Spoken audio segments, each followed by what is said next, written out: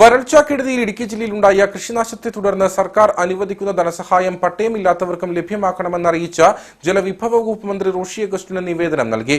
കേരള കർഷക union Kattappana north മണ്ഡലം കമ്മിറ്റിയുടെ നേതൃത്വത്തിലാണ് നിവേദനം നൽകിയത്. ജില്ലയെ ബാധിച്ച അതികഠിന വരൾച്ചയിൽ സർവത്ര നാശമാണ് ഉണ്ടായത്. സർക്കാർ ധനസഹായം നൽകുമ്പോൾ പട്ടയമില്ലാത്ത കർഷകരെയും പരിഗണിക്കണമെന്നാണ് ആവശ്യം. പല കർഷകർക്കും തങ്ങളുടെ കൃഷിഭൂമിക്ക് മേൽ പട്ടയം ഇല്ലാത്തവരുണ്ട്. വിവിധ ഭൂവിഷയങ്ങൾ നിലനിൽക്കുന്ന ജില്ലയിൽ പട്ടയ പ്രശ്നം നാളുകളായി തുടരുന്നതാണ്. ഈ സാഹചര്യത്തിലാണ് പട്ടയമില്ലാത്ത ഭൂമിയിൽ കൃഷിനാശം സംഭവിച്ച കർഷകരെയും ധനസഹായത്തിൽ ഉൾപ്പെടുത്തണമെന്നാവശ്യപ്പെട്ട് കേരള കർഷക യൂണിയൻ നിവേദനം നൽകിയതെന്ന് ഭാരവാഹികൾ പറഞ്ഞു. കൃഷിനാശം സംഭവിച്ച ആളുകൾക്ക് നഷ്ടപരിഹാരം പറഞ്ഞിരിക്കുന്നത് ഇപ്പോൾ കൃഷി ഭവനിൽ വന്നിരിക്കുന്ന ഉത്തരവ് പ്രകാരം പട്ടയമുള്ള ഭൂമിക്കും അതോടൊപ്പം പാട്ടക്കരാർ എഴുതി രജിസ്റ്റർ ചെയ്തിട്ടുള്ള ഭൂമിയുടെ കേസുകൾ മാത്രമേ പറഞ്ഞിട്ടുള്ളൂ. പക്ഷേ ഹൈറേഞ്ചിലെ സ്ഥിതി വെച്ച് നിരവധി ആളുകൾക്ക് പട്ടയമില്ലാതെയുണ്ട്.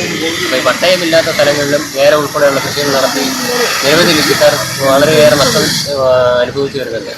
അപ്പം ഈ കാര്യങ്ങൾ ചൂണ്ടിക്കാട്ടി ഈ പട്ടയമില്ലാത്ത ആളുകളെ കൂടി ഈ നഷ്ടപരിഹാരത്തിൻ്റെ പദ്ധതിയിൽ ഉൾപ്പെടുത്തണമെന്ന് ആവശ്യപ്പെട്ടുകൊണ്ട് കേരള കർഷക യൂണിയൻ കട്ടപ്പന നോർത്ത് മണ്ഡലം കമ്മിറ്റിയുടെ നേതൃത്വത്തിൽ ഇന്ന് ബഹുമാനപ്പെട്ട ജലവകുപ്പ് മന്ത്രിക്ക് നിവേദനം നൽകിയിട്ടുണ്ട്. അനുഭവപൂർവമായ പ്രതികരണമാണ് ഉണ്ടായിരിക്കുന്നത്.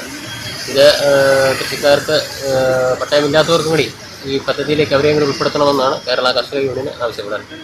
ജില്ലയിൽ വിവിധ കാരണങ്ങളാൽ പട്ടയമില്ലാത്തതും സർക്കാർ ഇടപെടലിൽ ഉടൻ പട്ടയം ലഭിക്കാൻ സാധ്യതയുള്ളതുമായ കൃഷിയിടങ്ങൾ നിലനിൽക്കുന്നുണ്ട്. നിലവിൽ കൃഷിനാശം സംഭവിച്ച കർഷകർ കൃഷി വകുപ്പിൽ വിവിധ രേഖകൾ ഹാജരാക്കിയാൽ മാത്രമേ ധനസഹായത്തിനുള്ള നടപടികൾ പൂർത്തിയാവുകയുള്ളൂ.